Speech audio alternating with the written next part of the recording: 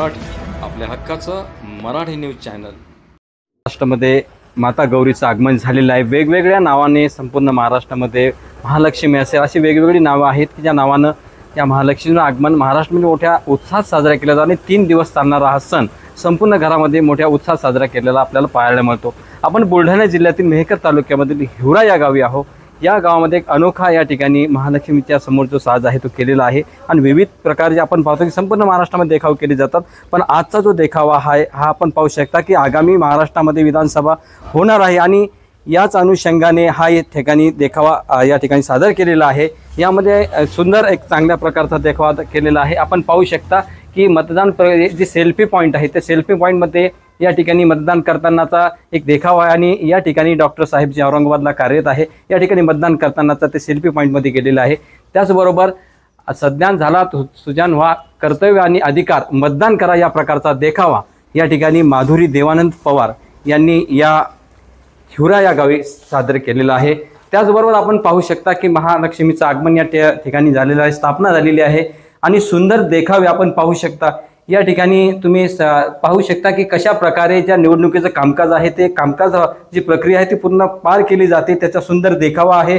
त्याचबरोबर मतदानामध्ये ज्या ज्या काही पक्षाचे चिन्ह वापरले जातात त्या चिन्हाचा सुद्धा या ठिकाणी देखावा जो आहे तो सादर केलेला आहे आणि महिला यामध्ये रांगेमध्ये मतदान करताना या ठिकाणी दाखवण्यात आलेलं आहे। त्याचबरोबर आपण समोर पाहिलं तर यामध्ये विविध पक्षाचे जे कार्यकर्ते आहेत ते विविध पक्षाचे जे चिन्ह आहेत ते चिन्ह या ठिकाणी दाखवण्यात आलेलं आहे। एक सुंदर देखावा मतदानाच्या माध्यमातून आणि पक्षाच्या माध्यमातून या ठिकाणी दाखवण्यात आलेला आहे।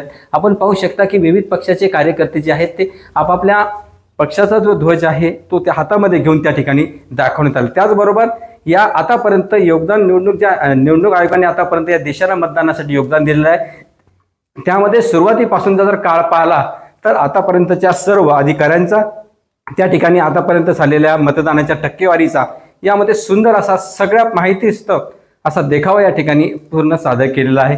त्याचबरोबर आणखीही कशा प्रकारे ही प्रक्रिया पार केली जाते आणि गावागावापर्यंत लोकशाही विजयासाठी मतदान पक्ष कशा कठीण मार्गाने, जलमार्ग असतील अशा अनेक मार्गाने या ठिकाणी सुंदर देखावे जे आहेत ते दाखवण्यात आलेलं आहे आणि एक चांगल्या पद्धतीचा जो देखावा आहे या ठिकाणी या हिवरा खुर्द या गावी माधुरी देवानंद पवार यांनी दाखवलेला आहे। ते आपल्यासोबत या ठिकाणी बोलण्यासाठी आहेत।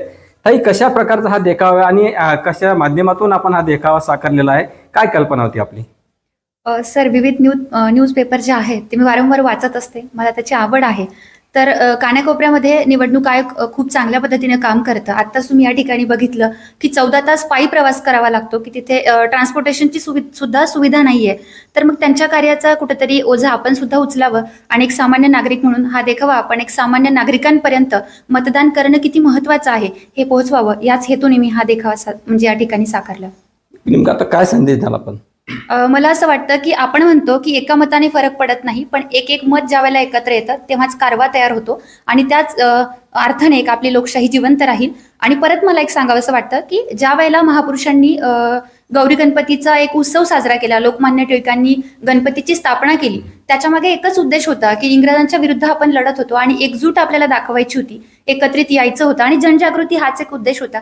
म्हणून मी दरवर्षी माझ्या महालक्ष्म्यांच्या समोर काहीतरी एक जनजागृतीची थीम ठेवत असते। यावर्षी निवडणुकांचं वर्ष आहे म्हणून मी निवडणूक ही थीम या ठिकाणी ठेवली आणि मतदारांना हीच एक विनंती आहे की तुम्ही घरामध्ये न राहता मतदानाच्या दिवशी ट्रिप न आयोजित करता किंवा तुमचं दुसरं प्लॅनिंग न करता तुम्ही खऱ्या अर्थाने या सुट्टीचा फक्त आणि फक्त निवडणुकीचा म्हणजे मतदानासाठीच वापर करा, हीच एक आग्रहाची विनंती।